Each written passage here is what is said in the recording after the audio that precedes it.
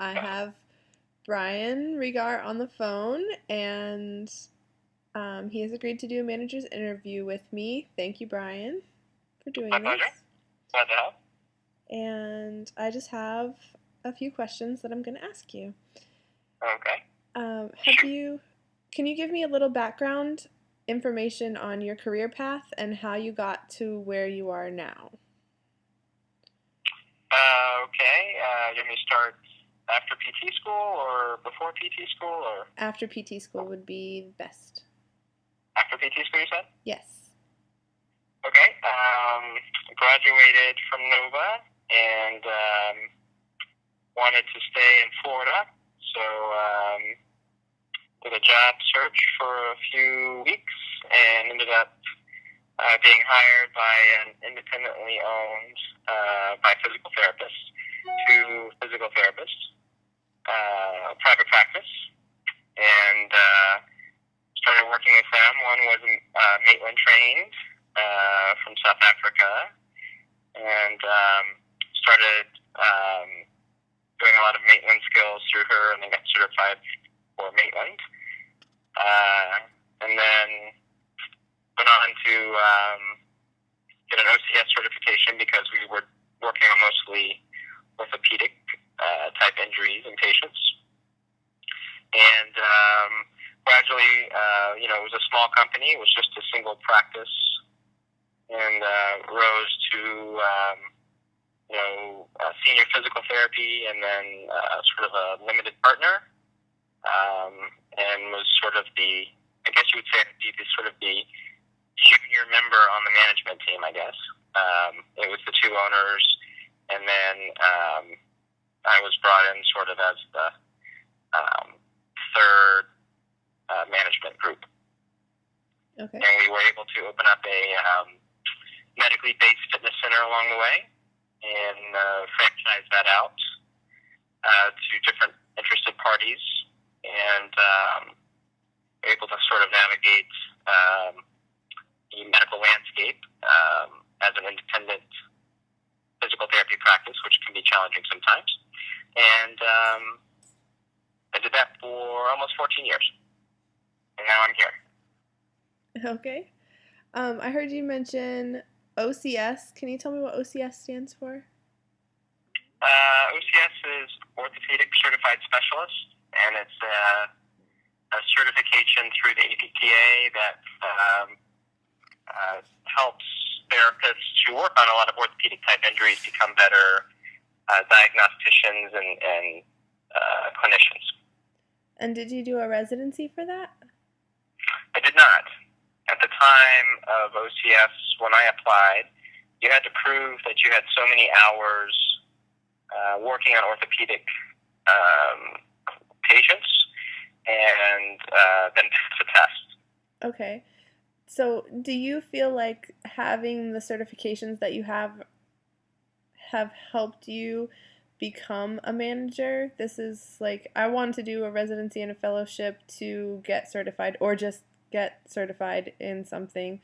And I'm wondering if that helps you get positions in management.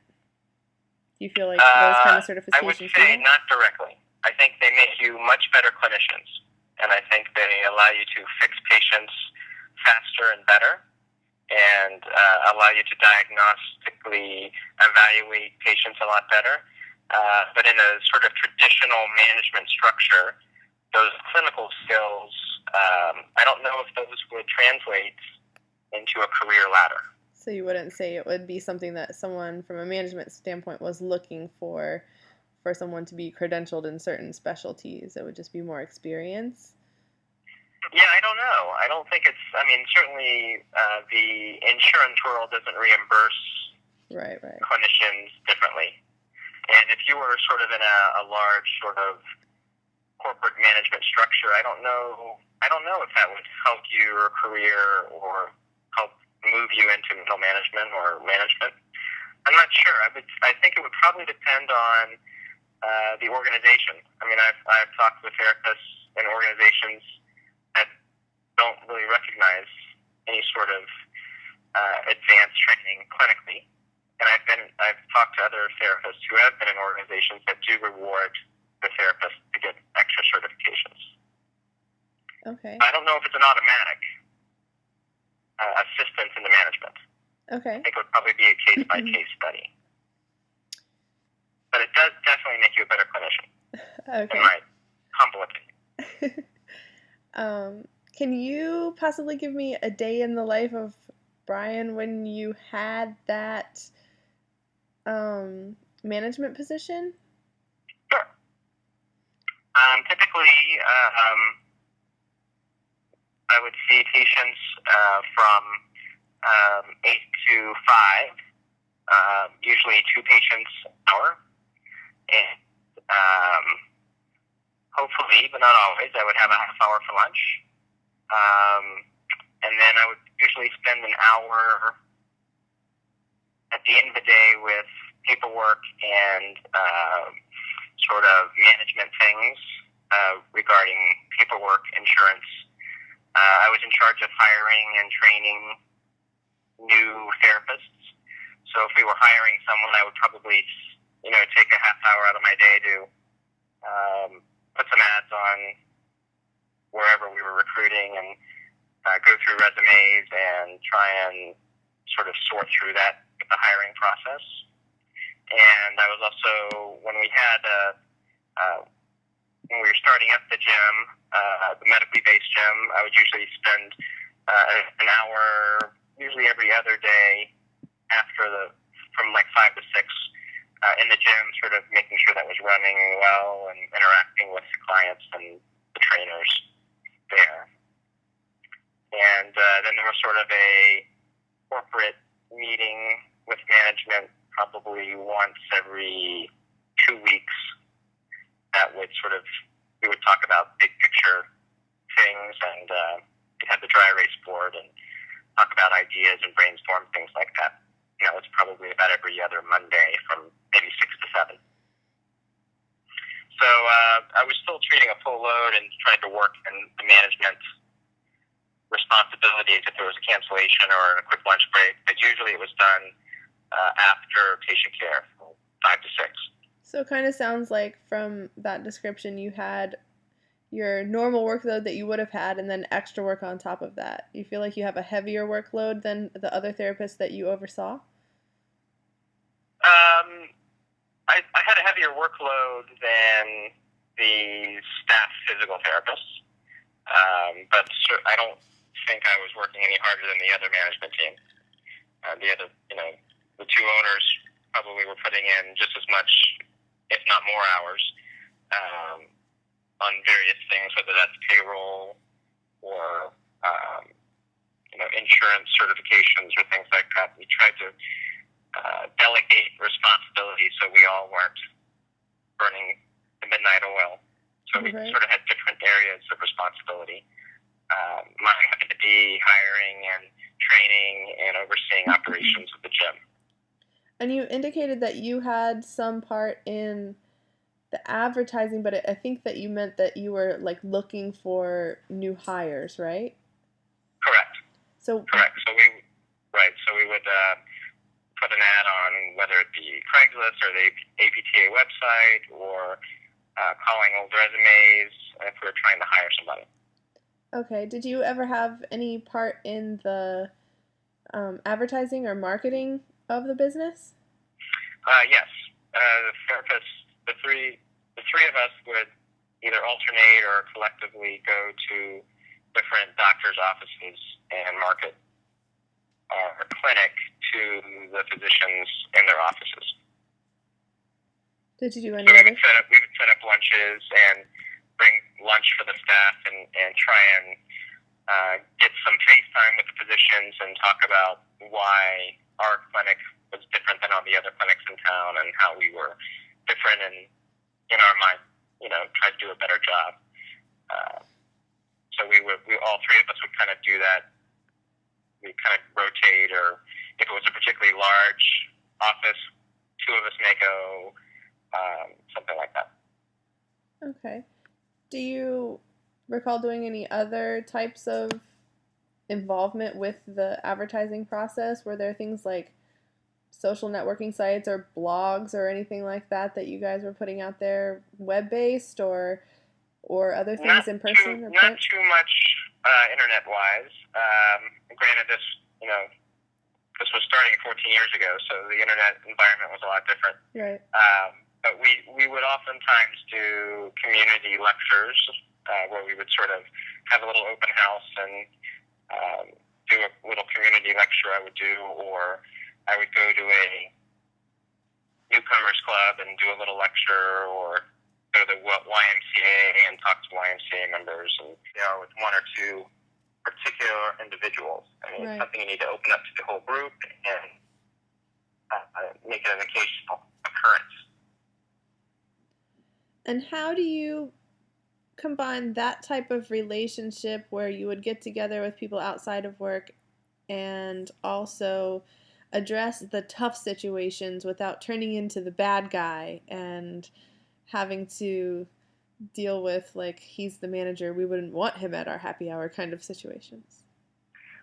Well, I think if you can't connect with someone outside of work, they're less likely to view you as the bad manager or the boss. I mean, they view you as a person just hopefully like you view them as a person. Mm-hmm.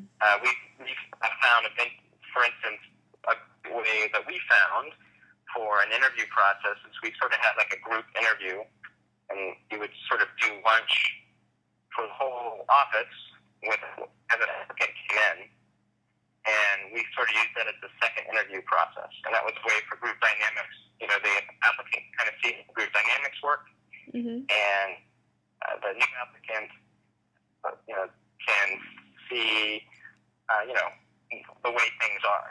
Yeah. And that's, there again, probably, a large corporation, logistically, that's probably wouldn't happen. But a small group, you can adapt to the size and the scope of your company. I like that idea. Yeah, it worked out well. Because, and also it gave the employees some input, so the employees could sort of get a feel for a potential new applicant, and it was sort of we found a win-win situation, because some people on paper look great, they just didn't click with the current group working in the office.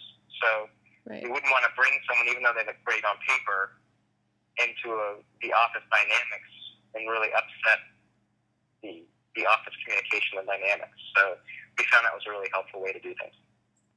Great.